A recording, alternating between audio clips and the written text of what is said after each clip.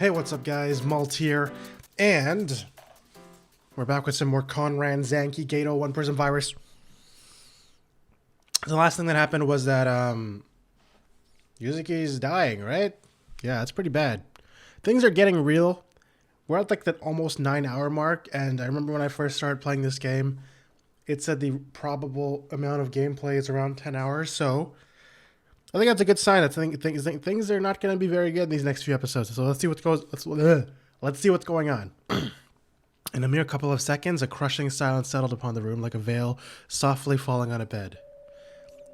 Oh, also I updated my client at the last second, so maybe it'll run smoother this time. A haunting feeling of utter distraught with ghosts of a fragmented mind howling at their losses. The universe seemed to have been drained of any happiness. What decision was there left for us to take? I want to think that the death could actually be the easiest way out of this, but it couldn't be so simple. After so many sacrifices, so much labor and mental torture, would we even be able to rest in peace with such a burden engraved in our existences? The faces of our fallen friends then started to scroll in my vacant mind. Kanakogi, the marionette of a foul play. Yoneno, the wilted joie de vivre. Uraraka, the perished lover. Fujita, the fallen hope. Sasahara, the traitor lost in redemption. And finally Yuzuki, the brilliant lionheart who never once failed to impress me. I couldn't explain the feeling that was causing my insides to feel so wretched, but it felt as if a connection in my mind that I was emotionally relying on had ruptured. The sun was never going to look so bright anymore. The song of the world was then going to sound closer to a requiem.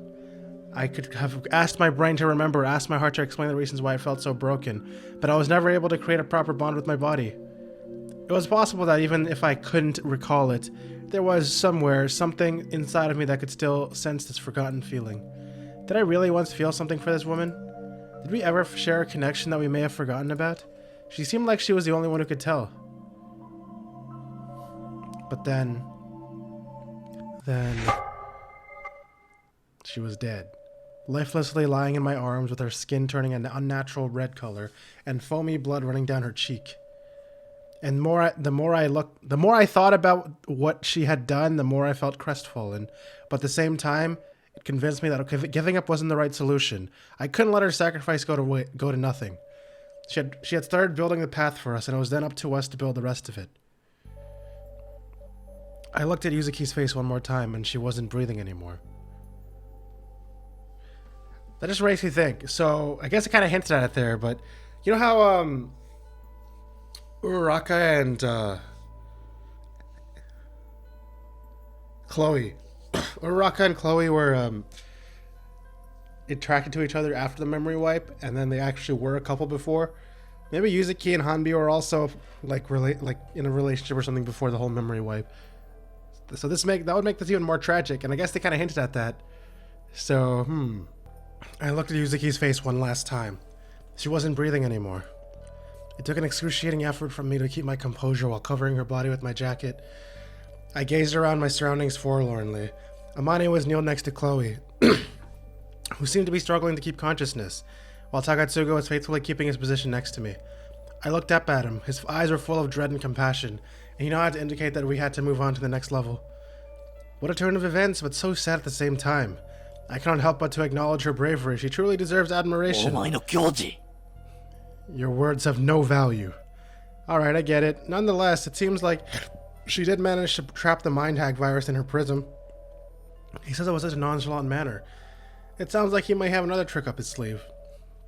Now everyone, the fact is, you are still kept captive in the station, and the operation isn't done yet. I know it's an ambiguous request that I'm forming here, but it's hard on both sides, so please, let's make it as short and undisturbed as possible. You can all go back to your occupations. I'll recontact you very shortly. Thank you for your attention. I'll see you You are not going anywhere, Mirai Hara. Who is this Mirai Hara? Don't try to fool us, we know. Mirai Hara, is that it? Why does that sound so particularly familiar somehow? It sounds similar to the cryptid name some of us kept hearing in our dreams. Indeed, Mirai Hara. Your memory erasing procedure seems effective when it comes to suppressing some memories selectively, unless an external source intervenes. There is no such external source in this station. Is that so? Then you must most certainly haven't read the recent message you've received on your computer in the secret room.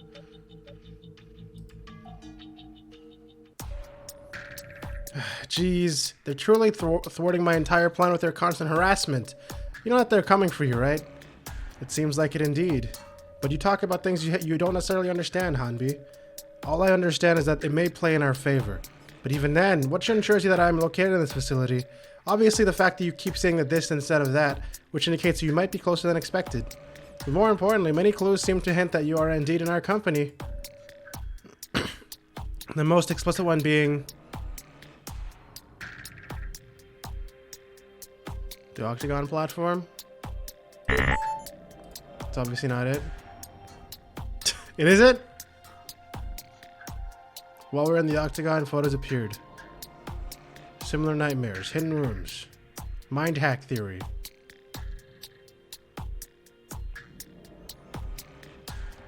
The photos? I can go first with our pictures suddenly appearing on our bedroom doors, but if you wish, I can steadily list a few others. There's no need for it. I wasn't questioning your statement, I was just happily waiting for your answer. I would never belittle your perceptivity and cleverness. However, this station is way larger than you may think. Furthermore, you have also noticed all the pathways and secret rooms. Mind you, I wouldn't have established my main headquarters in the most obvious location. Does it mean that it could be in a place that we haven't visited yet? I believe there's a... Oh no. I thought this, I thought you weren't supposed to be able to hover text when you're in this new patch, but maybe I misunderstood. Anyways, I believe there's the elevator. Oh yeah, the elevator. We have not visited the rest of the building yet, or should I say space station. It's not about the elevator though. They probably hoped that we'd come to that conclusion. But the truth is, it's right here, right beneath us. And the answer is obviously... Now it's the Octagon's platform. And what about this platform? What platform? The circular one in the middle of this exact same room. What are you implying, Hanbi? We would need some clarifications on your findings. It's simple. Following the real Kanakoge's death, I started expecting the Octagon when I noticed a narrow interstice between this platform and the floor. If you look very closely, you'll see what looks like a piece of metallic mechanism that seems hollow below. I think I can almost see that too. It almost seems like there's a glowing, faint glow coming from all the way down below. I did conduct an experiment in order to come to that conclusion. I tucked a tea bag deeply between the interstice. When I checked back later on, the result was pretty surprising. It wasn't there anymore, only some grinded pieces of tea leaves that seemed to have been dragged down along the inner lining remaining. The trail wasn't going upwards, it was going downwards as if this platform could move vertically. And now you know that I am right. Your silence confirms it. The truth is, you could kill me now, and in fact, you could kill all of us at once. But at the moment, unless Yuzuki is the bearer of the unlocking memory, you cannot resort to taking such a drastic decision and eliminate all of us. Eliminate all of us. You cannot entirely rely on the VIP to retrieve the locking code.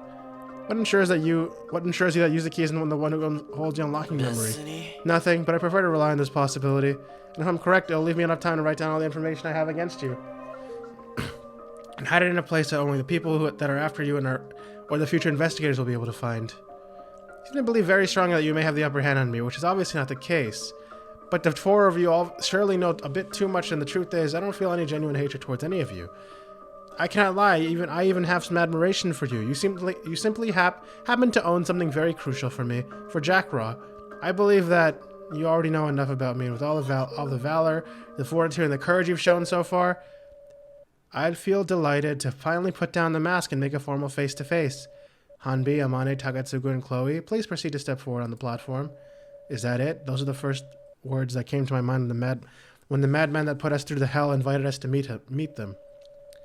I felt a certain pride knowing that I had guessed at least one thing right and my provocations were leading us somewhere. However, the apprehension of meeting the mastermind completely outshone this brief feeling of achievement.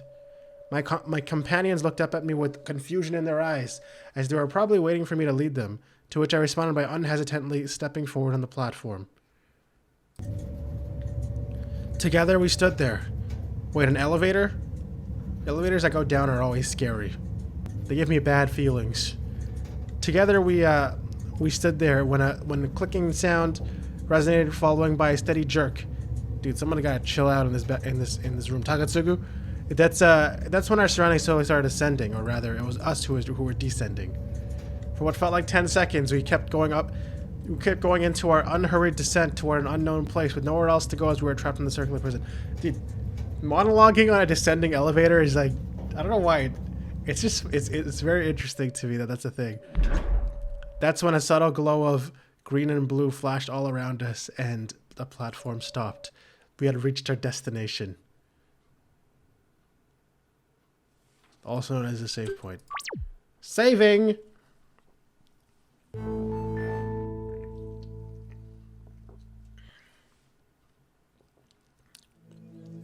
Ooh. It's only 4 of us. That's kind of wild.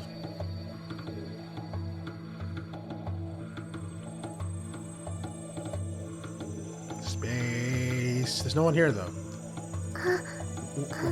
What is this place? Guys, that window there, look. It's true that we're in space. It's baffling. Yuzuki, if only you could see that. But I'm convinced that wherever you are, your view must be more grandiose than that. Yes, isn't this a breathtaking view? We never quite see so many stars from down there on this planet. You! Show yourself, Mirahara. What are you talking about? I'm right here.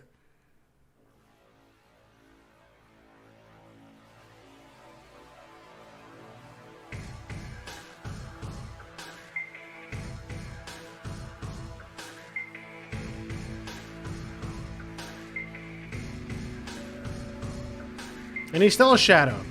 Welcome, everyone. We finally get to meet each other. It's Mirahara Gomi. What a pleasure to make the acquaintance of the resourceful rebels who've gone to fight against the order of the next world.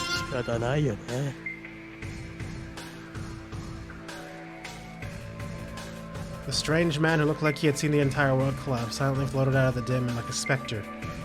His presence made me feel puzzled and slightly disturbed. Was he really from this world? What world? We're at a space station. Welcome aboard the Saros, also known as the Tetrastrobal Space Hotel. The very first space hotel built by the Strobel Brothers Company. At the moment, you're in the module Jackra Bot and later rearranged and extended specifically for the needs of this operation. So, is this man truly the one who controlled Dokuroku? I wasn't expecting someone so collected and articulate to be behind this, but let's be careful, and it's probably just all appearances. So, where are your partners in crime? Make no mistake, my friend. I am on my own. I take pride in taking care of this operation personally. As if the head founder of some creepy organization would take on such a big operation all on their own. Behind the scenes, there was a whole crew with executives, project managers, analysts, resource managers, and even undercover agents. I also have my closest assistant, who's aboard a different module and controlled Dokuroku. But on the field, I am on my own. This is my own decision. And considering I am at the top of Jackraw's hierarchy, I have the last words. Like I said, I take this operation very personally. The world's final order is my lifelong project, after all. Is he telling the truth? Is there genuinely a whole organization behind that? But I doubt one single man could plan all of this on his own. With all the memories we have been able to recollect, it's even more unlikely. We just said that 8 days ago. We heard you say that 8 days ago. You haven't told us much about it, though. Tell your words. Tell your words. You have sacrificed the lives of our friends solely for the purpose of this ominous project. Don't talk about it as if it's some cartoon evil scheme. I'm not some demented being like you all may believe. I'm very much aware about the impact of this project.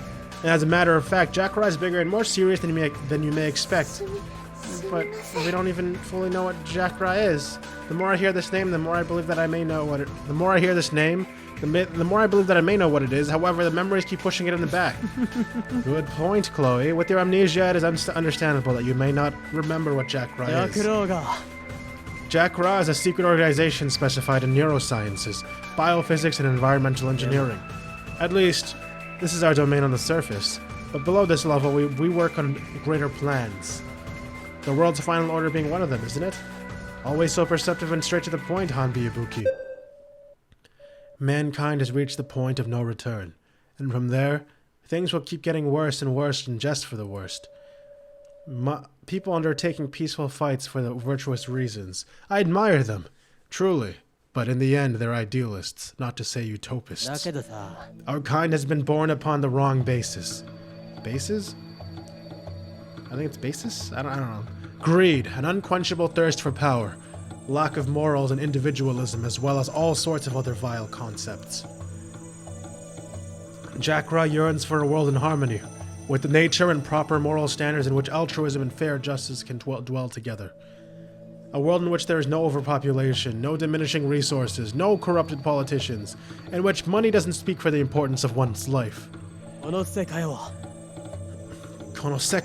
Dude, I understand that. Something about the world. I'm guessing it's our world? I don't know. The world? Zawardo! We even came to a point in which people go into fierce fights over things as insignificant as obtaining the last remaining jar of chocolate spread. Well, that's... Come on. That's justified. If there's only one more fucking jar of Nutella, I'll go to war. We gotta go to war. Everyone will understand. Truly pitiful. I just realized something. The chapter just says epilogue now, so I guess we are really at the end. We want a good world. We want to be proud of our kind. I've already dealt with similar criminals, and an individual lost in hubris who believes himself to be the next messiah of this world. I've never been too good at reasoning with them. They're way too deluded. Oh my god. You're the true idealist in this case. You're crafting the idea of a perfect society, but perfection is nothing but a human concept. You must be aware of that. And even then, there's always place for self-improvement, even if it becomes a lengthy task. This is the idealism I've been talking about. I think there's always a method to fix everything without sacrifice. Simply putting silk on a route won't make the stench disappear. Our world needs to be reset. That's the reality of the world's final order. Is that guy really implying about sacrificing everyone? But that's alright, crazy and evil. Oh no, don't take it so grievously. Our species doesn't project itself individually, we see ourselves as a whole. If a gigantic meteorite was to collide on the face of the earth, only an elite would get to jump about aboard a ship and flee. That is because the matter isn't relying on the survival of one, but the survival of an entire species. However, if we follow this current path, we're most likely to go extinct by our own means, and with no one to survive, not even an elite. That's where the world's final order comes, as an alternative situation. Because the world's final order nonsense is really starting to wear on me. I am sure that I am going to regret asking it, but what does this plan that you keep talking about really consist of? It consists of using the most abhorrent technology ever created. The prisms. The prisms? Yes, with the prisms, we'll be able to wipe out most of the world's population by using the green poison. Wipe out? What's that nonsense again? The green poison is a very elaborate virus. One of the best of its kind. Jackra will send it into the hack grinding antenna to disable them, so that we can send a second form of the virus in every single prism. That's not possible. Only a selected amount of people will get to survive, and believe it or not, but mankind came from nothing, survived several apocalypses, and every time they grew back from it. We're going to cause another apocalypse, but this time there will be a prospect of a better future. Jakra's duty is to assist the future growth of mankind and help them evolve.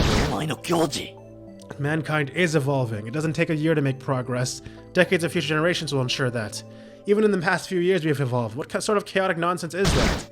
Every day, thousands of people fight for justice, love, and unity. Every day we make new discoveries and conceive new cutting-edge technology. New cutting-edge technologies. Was that what you were about to say? Argumentum ad novitatat. Does any of you know what this could be about? I take this silence as a no. It's the fallacious statement that something is thought to be better solely because it's newer and more modern. But as you may guess, it's obviously wrong. I was once guilty of it. We've all been. And only because we keep being pushed to have our own acts in this ridiculous course. We're psychologically railroaded into thinking that it's essential to our living, even if this may cause a sacrifice of more important virtues. Prisms and all the questionable things behind this abominable technology are primary examples of this statement. Ask any people if they would want to live along without it. Most of them will most likely answer no, because it has become a futile extension of themselves. Dude, stop that, you're not illuminated. The prisms constantly becomes a life-saving tool for countless people. For instance, many people have survived heart failures because their prism alerted them that something wasn't going right. You basically want to kill the sheep only because you think there's a wolf in disguise among them. Takatsugu's right. What is going on in this madman's mind? He seems so lucid, but no sane person would come to this conclusion. Or worse, come as far as the current situation. You wish to sacrifice everyone because of your questionable moral standards. But why would the members of Jackra get to live? Do you all consider yourselves as selfless, sinless saints? You just keep believing that we are going to exterminate everyone so that Jackra can live on forever. But these are two entirely wrong statements. Firstly, we've had data analysts, computer simulation, and social science experts meticulously counting the minimum viable population. There'll be enough people to establish a one-world society and with one worldwide government and start from there with a different path. Secondly, the High Committee of Jakra and I, the founder, have carefully selected an elite to maintain the good functioning of the next world. They'll be there to take care of the power plants, to inform and lead the surviving population, and handle similar tasks. A load of them indeed. The elite and the selected surviving population will be there in the next world, but even I won't be a part of it. I've left myself the bigger tasks, which will bring a conclusion to the project. However, I will also have to go at some point. Like you have it, I have too much of a chaotic view. Coatic view. Too much of a coatic view. I won't be a good element for the next world. My demise will also become the proof of a new justice. But I keep prattling on about world's final order, the next world, a future society, but I will first need the unlocking memory to do that. Maybe its owner could step forward unless they need me to ask it to them directly. How? Has he finally discovered? But how? Was he able to gain something from Yuzuki's mind hack? So you finally obtained that unlocking memory you yearned for. Was it Yuzuki who had it? Yes and no. I believe not only one person had the unlocking memory in the end, but only one knows the locking code. But as you guessed it, I know who created the locking code. The code that can lock down our system, but also the code that can get it to function again. Maybe you should all step forward and see it for yourself. Yorihara pointed at the screen that was sturdily hanging from the ceiling. He then launched some sort of elaborate software, and from there a video started playing. The succession of imageries looked curiously corrupted, as if the machine was trying to imagine what a normal scene in the real world would look like. Quickly enough, I was able to figure out that it was one of Yuzuki's memories, during which a conversation was taking place between her and another interlocutor.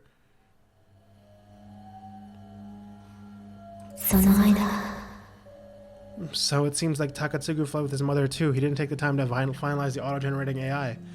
Listen, only you, Elliot, and Mizuki know each member's serial code.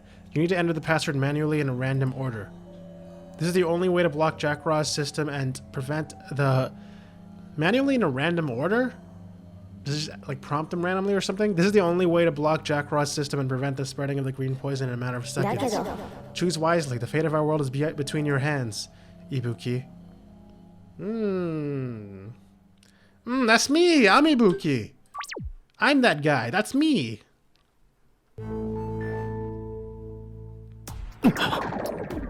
Me? Hanbi, you were the creator of the locking code? My mom? She can't be a part of it. Where is she? I came to this conclusion indirectly. Hanbi Ibuki, you are the creator of the locking code. It seems like the unlocking memory was within Yuzuki's mind. Maybe in yours as well. I suppose that mind hacking you instead of Yuzuki would have been a more prudent decision.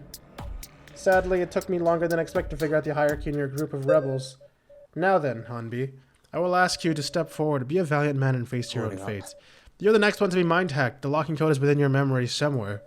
And by retrieving it, the prospect of a better world, a better civilization, and even a better species will become once again in reach. Hanbi, no, don't do it! But I thought Yuzuki had trapped Dokuroku. Hanbi. Yuzuki did trap Dokuroku, but who said the limitation of them was the number of viruses and other technology used for it? I warned her not to do it.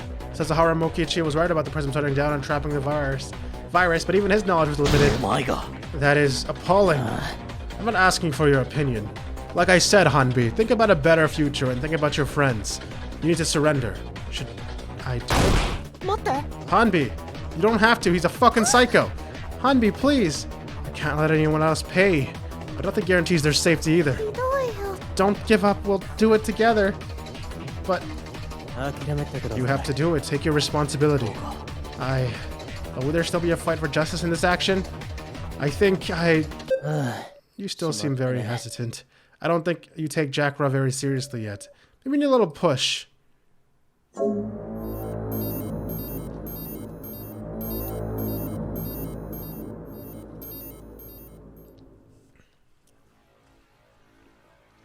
Are those our family members? Or are these just random people? A vision of utter dread appeared on one of the computers. It's a guy holding a gun up to these guys. There's a live feed showing several people tied up and held captive in some ominous wards. From my own point of view, I was simply confused. I couldn't tell who those people were, and yet it felt as though I once knew them.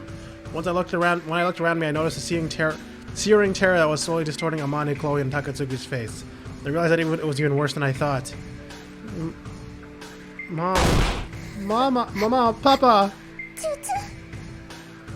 Choo-choo! That's her boyfriend. What is this? Mama, no! Other surviving members of your group, but these ones, unlike you, have been captured by Jackra before the conception of the locking code. Leave my mama out of this, you absolute piece of shit! I've already asked you to watch your tongue, Takatsugu. Your mother, just like any of those people on the screen, has volunteered to become part of this. One of them seems to be in a rather sorry state. What Jackra could do to the others isn't worth being questioned. Now, I know... Now, I guess so you can understand the reason as why I'm showing you this. To give us a genuine reason to comply. Exactly. Either Hanbi surrenders and your friends and family will be spared, or we will torture them until you have finally decided to give up. And you still dare to brag off these so-called high moral standards of yours? Oh my god. This is what your promising future will be built upon? Torture and blackmail? Sacrifice, Hanbi. A sacrifice that will be a piece from both sides. They'll take a piece from both sides, but will also benefit everyone in the long run. Those people, just like any of you, have been fighting against the elevation of mankind and the betterment of this world. He's so far off his own beliefs. Does he really not understand what's going to happen? You're fucking deluded. Time is ticking, young man. There's no more time for you to question my ideals. I'm sure that you want to see your mother again, don't you? Furthermore, if Hanbi surrenders, I'll make sure that Jackra escorts you into the next world. You can trust me on that. Even though the roots of this big mess stems from your own doings in the first place. But I have faith in forgiveness, and you have proved yourself to be such guileful, flexible, and loyal individuals. Your bravery and resourcefulness could have a great spot in the next world. As if we'd believe in those grotesque fibs so naively. We're no more blindly walking into your deceitful lies, Muraihara. But, Hanbi, without my mama, they're gonna torture her. But Taka, what about you, Amane? Don't you want to keep bringing on joy, love, and gifts to Mikuriya and your mother? And Chloe, your parents. The two people who have made so many sacrifices for the sake of your well-being. And Hanbi? Hanbi, you have truly found yourself a little troop of faithful friends. But you cannot allow yourself to ruin these people's lives just for your own. I really can't allow that. But if I give myself in, what will become of this world? Do I sacrifice these people to ensure the safety of others? But ultimately, in both ends, too many lives are going to be wasted. Is there no route that leads to no one's sacrifice? Hanbi Ibuki, take your decision. Yeah. Hanbi. Yes, Hanbi, look at their faces. You cannot expect your own life to be more valuable than the lives of their loved ones. No. You're wrong. Come again. I love my parents with my whole heart and I'll never give up on them. But I won't be giving up on Hanbi either. Absolutely. We have gone through thicks and thorns together. And you just keep belittling us to mediocrity and foolishness. Unlike what you had expected, we have gone further across most of your obstacles, and this is partially thanks to our friend Hanbi. Everyone, no, I don't care about sacrificing my life, but... We know, Hanbi. If you sacrifice your life, then Jackra will retrieve the locking code and launch the green poison to destroy everything. We know that. But it's not a reason to just give up yet. We fully know that you would willingly give up your life for life for somebody else. You are a very righteous man, after all. But we cannot compromise the peace of our world. I'm sorry for disrupting this heartening moment, but you seem to still be unable to see the bigger picture. Do you see this remote right here in my right hand?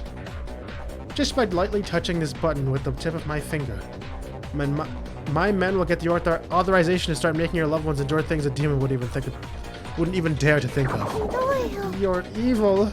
No good person would do that. Keep it down, Chloe. You don't understand anything. The corruption in our governments, the dark secrets of the Prism, the havocing wars and the continual decay of our civilization. You cannot even remotely imagine what I've seen or been through.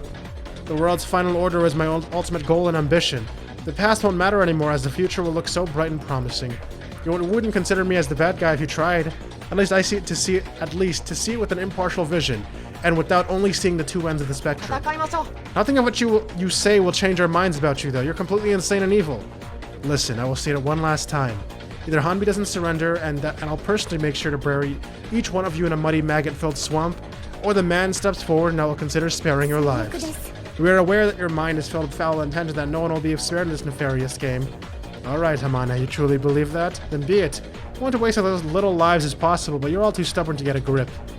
Mikuria Churi will be the first one to go then.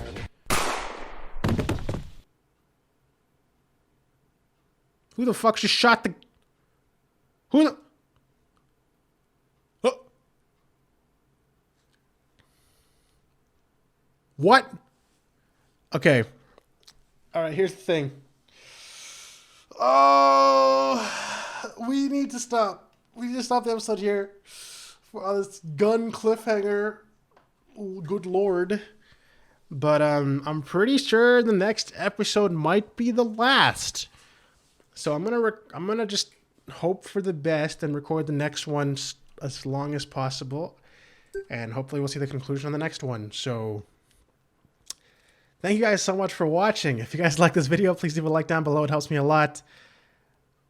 Okay, so everything's just kind of being like thrown in there.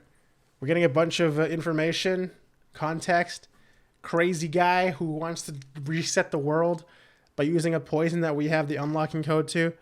There's still a lot of things worth speculating about. For instance, is the person with the gun Fujita? We did just kind of leave her body. She could have she didn't show up in the death blood Dokoroku blood radio or whatever it's called. And we kind of left her body in the facility without her being frozen or anything. So that's what I'm hoping. Well, we'll see you in the next episode. Sorry, guys. Thank you guys so much for watching. If you guys like this video, please leave a like down below. It helps me a lot. And as always, I hope you guys all have a great day. And I'll see you guys in the next video. See ya.